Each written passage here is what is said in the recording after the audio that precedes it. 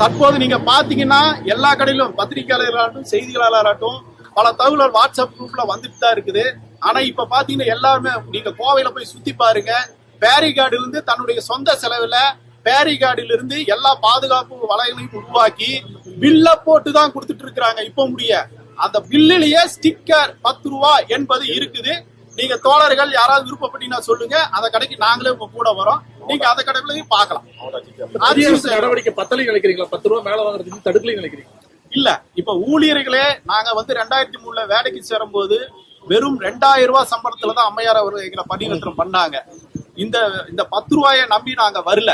நாங்க ஒரு அரசு வேலை, இதுல ஒரு கௌரவமான கண்ணியமான வேலை வாய்ப்பை உருவாக்கும் சொல்லிதான் நாங்க நினைச்சுதான் வந்தோம்.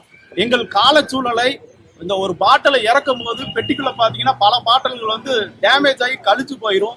இபி பெட்டிக்குள் இபி மீட்டருக்குரிய பணத்தை 30% தான் கொடுப்பாங்க. வெயில் காலத்துல 2 ஃப்ரிட்ஜ் ஓடுச்சுன்னா 20,000 ரூபாய்க்கு மேல பில்லு வரும். ஆனா எங்களுக்கு வெறும் கொடுக்கறது வெறும் 6,000 ரூபாய் 7,000 ரூபாய்க்கு மேலதான் கொடுப்பாங்க. 7,000 ரூபாய் தான் கொடுப்பாங்க, அதுக்கு மேல கொடுக்க மாட்டாங்க.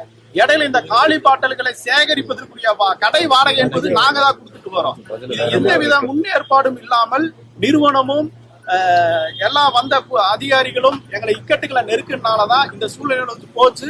நாங்களும் இதை விரும்புவது கிடையாது. நாங்களும் மாற்றத்தை விரும்பும் தோழர்கள் ஊழியர்கள் தான். இந்த மாற்றத்தை நாங்கள் வரவேற்கிறோம். அனைவரும் ஒத்துழைப்புடன் கடைகளில் இப்ப வழிமுறைகளை வரும் வாடிக்கையாளர்களும் எங்களுக்கு ஒத்துழைப்பு கொடுத்தாங்கன்னா வருங்காலங்களும் இதே சூழ்நிலை நீடிக்கும். இந்த புத்தம் புதிய ஆட்சி அமைந்த உடனேவே பல திட்டங்களை அறிவிச்சாங்க. அதில் நாங்கள் 23 வருஷமாக டாஸ்மார்க் நிறுவனத்தில் தொடர்ந்து பணியாற்றிட்டு வரோம். எந்தவித சட்ட சமூக பாதுகாப்பும் இல்லாத சூழலில் 23 ஆண்டுகளாக நிறுவனத்தை சீரும் சிறப்புமாக தமிழக அரசின் அறிவுரையின்படியும் அனைத்து கட்டுப்பாடுபடியும் தொடர்ந்து நடத்திட்டு வரோம்.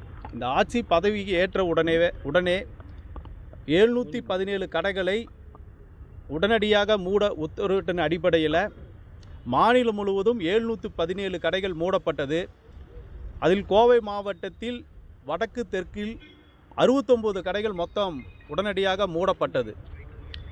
300க்கும் மேற்பட்ட ஊழியர்கள் அந்த சரக்கினைகளை பாதுகாத்து இப்போ எல்லாரும் கடையில் பாதுகாப்பாளராக இருக்காங்க. தொடர்ந்து அந்த சரக்குகளை குடோன்களுக்கு கொண்டு போகணும்.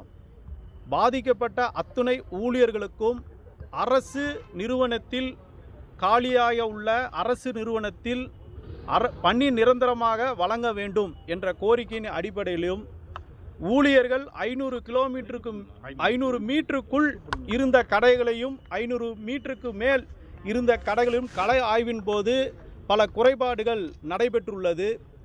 தொடர்ந்து அரசு கடைகள் செயல்பட்ட இடத்தில் தனியார் மனமகிழ் மன்றங்கள் இப்போது வரை தொடர்ந்து மூடிய கடைகள் அருகில் செயல்பட்டு வருகிறது.